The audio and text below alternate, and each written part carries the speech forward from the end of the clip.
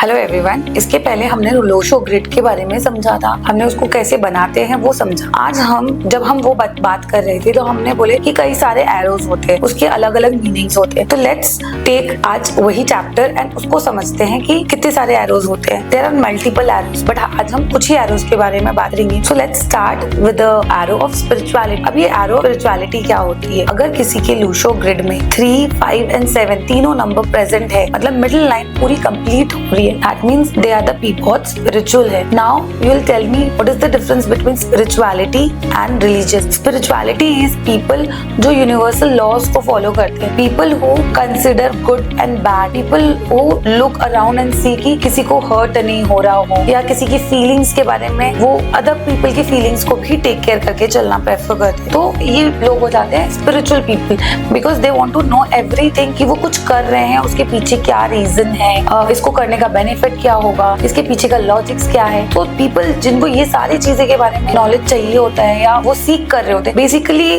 Spiritual people are the seekers. उनको आप सिर्फ रैंडम ऐसे नहीं बोल सकते कि ये कर लो and they will start doing. They will always need a reason behind it. ये मैं ये कर रहा हूँ तो इसके पीछे का रीजन क्या है। तो दीज आर द पीपल जो स्पिरिचुअल पीपल कहलाते हैं। इट इज नॉट नेसेसरली कि आप एवरीडे मेडिटेट करो to become a spiritual people. अगर आप यूनिवर्सल लॉज को फॉलो कर रहे हो, that means by default you are a spiritual people. So अगर किसी का लाइन ऑफ स्पिरिचुअलिटी कंप्लीट होती है तो उनकी एक अर्ज होती है कि उनके को लाइफ के बारे में जानना है, उनको यूनिवर्स के बारे में जानना हो, उनको डेटीज के बारे में जानना हो। They have an inclination toward knowing the unknown. तो जब ये सारा चीज होता है, that means they are a very spiritual person. तो आप किसी के भी लोशो ग्रिड से देख के ये समझ सकते हो कि उसका इंटरेस्ट किधर है। अगर 3, 5 एंड 7 का लाइन पूरी कंप्लीट हो रही है, that means they are a spiritual people. Now let's talk about the next arrow, arrow of prosperity. Arrow of prosperity कब बनती है? जब आपका 8, 1 एंड 6 का लाइन कंप्लीट होता है। दैट मींस 8, 1, 6 अगर आपके चार्ट में कंप्लीट हो रही है, the bottom line is complete, that means it is an arrow of prosperity. Now आपको उसके फॉलोआउट्स कैसे देखने को मिलेंगे? ये लोग के जब ये अपना फाइनेंशियल गोल सेट करेंगे ना, तो they will not be very much bothered about how they are going to achieve it. Their whole and sole target will be going toward achieving that material target. तो इनके universe में दिल function, you will see कि उनके पास पैसे होते हैं। Now you can not से कि दे आर मल्टी बिलियनर्स और दे आर मल्टी ट्रिलियनर्स, ऐसा नहीं मैं बोल रही हूँ। बट हाँ, जो उन्होंने टारगेट लिया है वो उस टारगेट को अचीव करने के लिए उतना काम करना के लिए रेडी है कि I am going to achieve it. मुझे ये टारगेट अचीव करनी है तो मुझे ये करनी है। बाय हुक और by crook they will achieve that target. तो तब क्या होता है, तब उनके लाइन ऑफ प्रोस्पेरिटी बनती है बिकॉज उनके दिमाग में ये चल रहा होता है कि मुझे अपना फाइनेंशियल गोल को अचीव करना है एंड फॉर दैट अगर कुछ करना है तो वो मैं करूंगा, चाहे उसकी मीन्स कैसी भी हो। We are not talking about that right now. वो बाकी हम कुछ चीजें देखेंगे उनके चार्ट में, तब हम बता सकते हैं कि उनका थॉट कैसा है टुवर्ड कि वो एथिकली मीन्स को अचीव करके करना चाहते हैं। तो वो सारी चीजें later will talk about. But अभी के लिए आप ये समझो, अगर किसी का 8, 1 एंड 6 का line the bottom line is going to complete, तो उनके लाइफ में एक लाइन ऑफ प्रोस्पेरिटी रहती है। That means they are having the ability to achieve their goals, जो उन्होंने फाइनेंशियल गोल्स सेट किया है। Now whether they are achieving it और they are not achieving it depends कि उन्होंने वो लाइन को एक्टिवेट की है कि नहीं की है। तो this is the line of prosperity. The next line we are going to talk about is arrow of planners. तो एरो ऑफ प्लानर्स कैसे होते हैं? जिनका 4, 3, 8 का लाइन कंप्लीट होता है, दो ज्यादा पीपल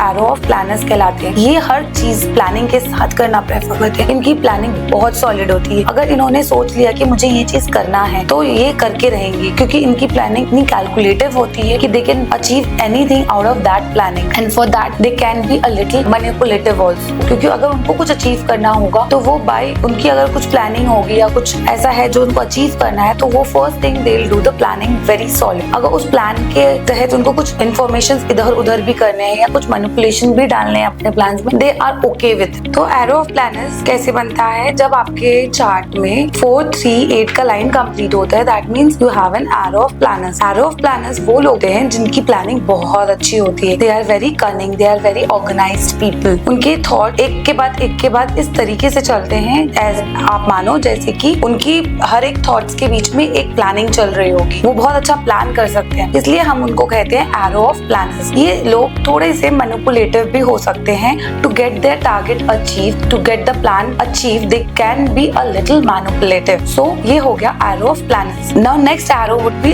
एरो ऑफ लोनलीनेस। ये थोड़ा इंटरेस्टिंग है। What is the arrow of loneliness? जब आपके चार्ट में 3, 5 एंड 7 तीनों नंबर्स मिसिंग होते हैं, that means you have a tendency of staying alone, और यू कैन से कि ये लोग अपने टारगेट्स को अचीव करने में इतने बिजी हो जाते हैं that they don't take out time for their friends and family to indulge in society या to indulge with their friends. तो समटाइम्स उनका लाइफ कैसा दिखेगा कि वो अपने काम में तो बहुत अच्छे हैं बट उनके आसपास लोग उतने नहीं हैं, और at the end of their life they might feel कि उनके आसपास लोग ही नहीं है, बिकॉज उन्होंने कभी वक्त रहते अपने आसपास के लोगों को वक्त ही नहीं दिया। सो उनके लाइफ में एक लोनलीनेस आपको फील होगा, या वो लोग थोड़े लोनली रहना प्रेफर कर रहे होंगे, या तो फिर अगर आप अपने लाइफ में देखोगे या अपने चार्ट्स में देखोगे अगर ये नंबर मिसिंग है तो यू एंजॉय स्टेइंग अलोन। एक दोनों में डिफरेंस है कि that you enjoy staying alone और you have to stay alone, और you are not giving time to your friends and family. तो ये तीनों चीज में एक डिफरेंस है। आपके साथ क्या होगा अगर आपका 3, 5 एंड 7 मिसिंग है, तो आप अपने काम में इतने बिजी रहते होंगे कि आपको समझ पे ही नहीं आएगा कि आप अपने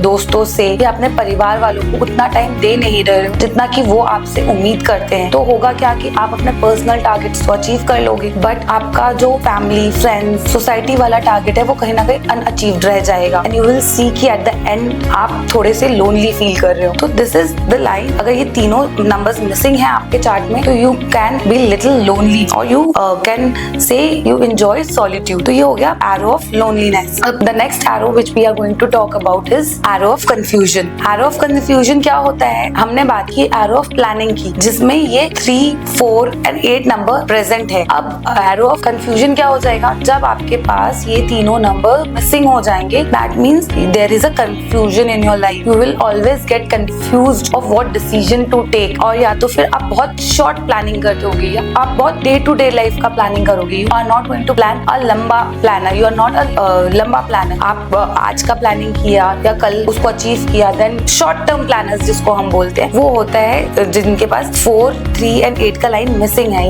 या तीनों नंबर्स उनके चार्ट में मिसिंग है। तो हो जाता है क्या कि उनको कोई भी डिसीजन लेने में एक कंफ्यूजन होगा, बिकॉज जब आप डिसीजन लेते हो यू हैव टू प्लान, बहुत सारी चीजों को प्लान करना पड़ता है आपकी लाइफ में कि आपको क्या अचीव करना है, इसके बाद का स्टेप, इसके पीछे का स्टेप। बट अगर ये तीनों नंबर्स ही मिसिंग है तो आपको हमेशा आप कुछ प्लान कर रहे होगे। आई एम नॉट सेइंग कि you are not going to plan, अगर आप प्लान कर भी रहे होगे तो भी वो एक कंफ्यूजन रहेगा। कहीं ना कहीं आपके लाइफ में यू विल सी कि आपको एक कंफ्यूजन रहता होगा, be it in your relationship, be it in your money finance decision, be it in your personal life decision या day to day life decisions में। सो ये हो गए हमारे 5 एरोज। और भी एरोज हैं जो हम आगे डिस्कस करेंगे, बट आज के लिए ये 5 एरोज हमने बात की और उसके डिटेल्स के बारे में जाना। So now look at your chart and see कि आपके पास कौन से एरोज बन रहे हैं और कौन से एरोज मिसिंग हैं। So this is Neha Tibrewal from 1 Month. Thank you so much.